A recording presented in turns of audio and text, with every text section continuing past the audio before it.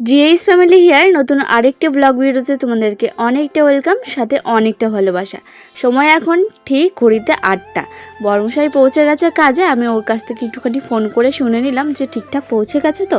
তো ওকে ফোন করে নেওয়ার পরে আমি সবার প্রথমে চেষ্টা করি যে একটুখানি হাতের কাজে যে কাজগুলো রয়েছে সেগুলো একটুখানি তাড়াতাড়ি করে সেরে ফেলার।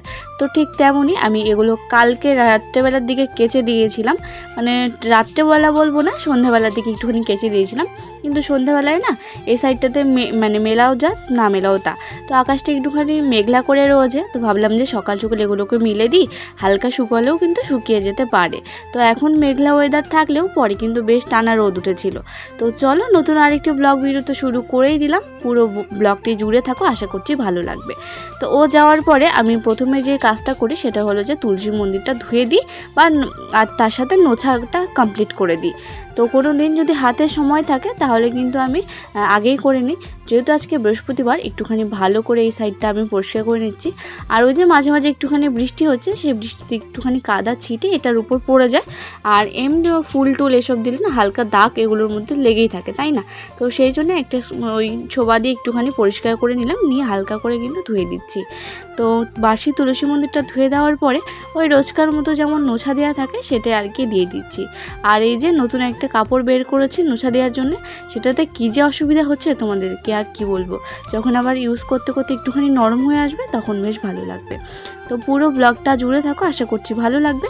যদি ভিডিওটা ভালো লেগে থাকে তবে অবশ্যই কিন্তু আমার চ্যানেলটিকে সাবস্ক্রাইব করো রোজ এরকম ভিডিও পেতে। আর গ্রাম রিলেটেড অনেক ভিডিও আমার চ্যানেলে দেওয়া আছে, তোমরা চাইলে দেখে নিতে পারো।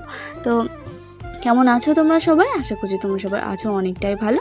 নতুন দিন নতুন আরেকটি ব্লগে তোমাদেরকে অনেকটা ওয়েলকাম। কাজকর্ম তো শুরু করেই দিয়েছি, আজকে রয়েছে বৃহস্পতিবার। তো চলো বৃহস্পতিবারে তাড়াতাড়ি কাজগুলো কীভাবে সেরে নিই সেটাই তোমাদেরকে একটুখানি শেয়ার করে দিই আজকে। তো কালকে আমি ভেবে রেখেছিলাম যে বাবার কয়েকটা জামা কাপড় কাচার রয়েছে, আমাদের আবার কালকে বাবার এক জায়গায় যাওয়া রয়েছে। তো সেই জন্য আসলে আমি না কী করি বলো তো, যখন কোথাও থেকে আসে তখন আমি বাবার জিনিস কেচে রাখি না, কারণ ওই কেচে বাইরে রেখে দিলে না আবার নোংরা হয়ে যায়। তো সেই জন্যে এসে রেখে দেয় ওইভাবে। আর যখন কোথাও যাওয়ার হয় তার আগে এমনি তো জামা তোলা রয়েছে, কিন্তু ধরো যেগুলো পড়ে গেল সেগুলো চেষ্টা করি যে যেদিন আবার কোথাও যাবে তার আগের দিন বা কিছু একটা করে দিতে আর কি। তো এখানে বাবার একটা শার্ট, তার সাথে স্যান্ডো গেঞ্জি, সাথে প্যান্ট, আর আমার বাসি নাইটিটাকে ভেজানো রয়েছে। তো এই কটাই সার্ফ দিয়ে একটুখানি ভালো করে কেচে দিচ্ছি। তো চলো জামা কাপড়গুলো কেচে নিই।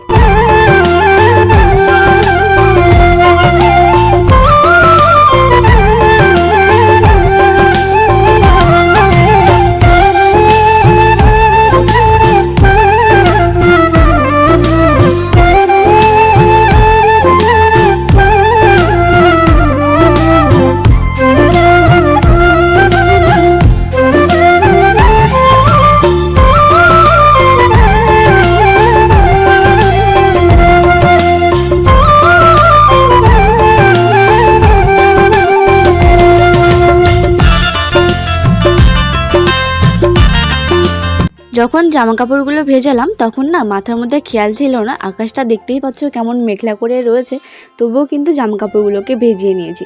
তো সময় এখন ওই 8:30টার মতো বাজে। আধ ঘন্টার মধ্যেই টুকিটাকি কাজগুলো একটুখানি সারলাম। জামা কাপড় ভেজিয়েছিলাম, একটুখানি মুড়ি খেলাম, তার সাথে খাওয়ার পরে জামা কাপড়গুলো কাচলাম। তো এদিকে দেখো কেচে ধুয়ে নিয়ে বাবার গেঞ্জিটাতে একটুখানি উজালা দিয়ে নিয়েছি। আর এদিকে কালকে একটুখানি বারান্দা থেকে নামতে বারান্দার যে ধারটা হয় সেটা একটুখানি পায়ে লেগে ভেঙে গেছিলো। তো সেটাই বাবা এখন ঠিক করছে, মানে একটুখানি মাটি সরিয়ে দিল। আর আমি বললাম যে থাক, আমি মাটিগুলো লেপে দিচ্ছি, আমার তো কাজ হয়ে গেছে। তো এদিকে ওই যে এখানে যে একটা মাটির কলস ছিল তোমরা দেখেছো ব্লগে, তো এটার জন্য না এখানে প্রচুর পরিমাণে ইঁদুর হচ্ছিল। তো সেই জন্য আর গরমটা যে একটুখানি কমেছে বলতে পারো, আর তার সাথে মাটির কলসের যে ঠান্ডা জলটা ছিল তো সেটা খাওয়া উঠে গেছে আর কি কদিন ধরে। সেই জন্য বাবা কলসটাকে সরিয়ে দিল। আর আমি ভাবলাম যে পা দিতে একটা দেখলাম যে ইঁদুরের গর্ত হয়েছে, তো সেটাকে একটুখানি মাটি দিয়ে ভালো করে দেখো হাত দিয়ে ডলে এটাকে কিন্তু আমি সুন্দর করে মুছে নিচ্ছি। আর তারপরে প্রথমে আমি এখানে আমার কথা ছিল যে আজকে প্রথমে হলো যে সাজের লবণ তেলের যে ঝাঁকাটা হয় তো সেটাকে পরিষ্কার করব। কিন্তু এসে ওই যে একটা অভ্যেস হয়ে গেছে, টুলে বসলেই যেন গ্যাসটাকে সুন্দর করে মুছে নিই সবার প্রথমে। তো এখানে দেখো রান্নার সব কাপড়গুলোকে কিন্তু আমি এখানে নামিয়েছি। আর এখন গ্যাসটা প্রায় মোছা হয়ে গেছে বলতে পারো। আর এখন আমার মনে পড়লো যে এমআইটাকে তো পরিষ্কারই করা হলো না।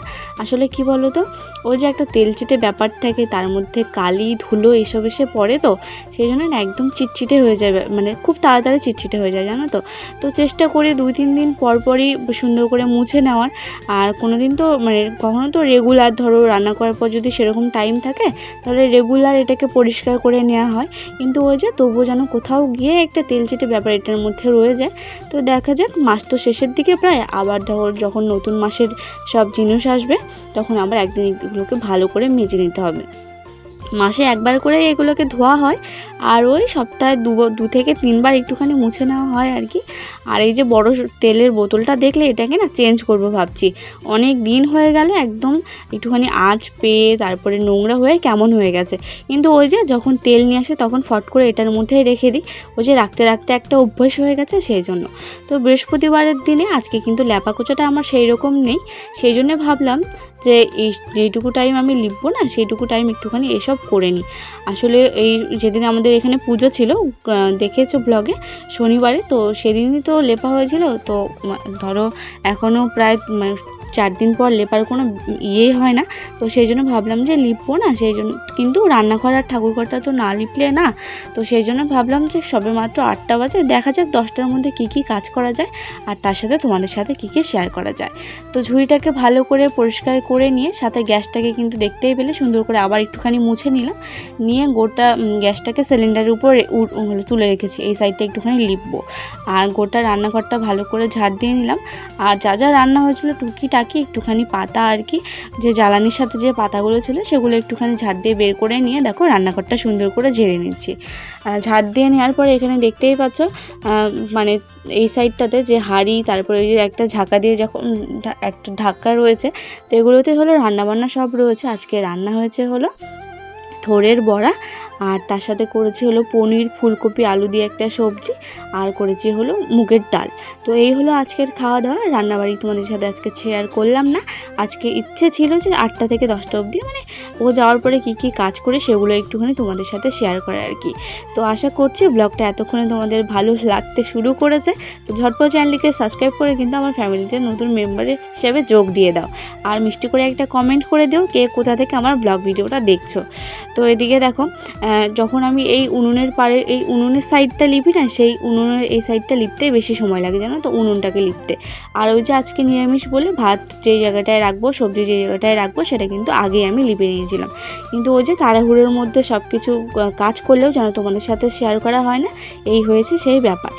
আজকে গ্যাসে রান্না হয়েছে, গ্যাসে রান্না করতে করতে ওই সাইডটা আমি লিপে নিয়েছিলাম।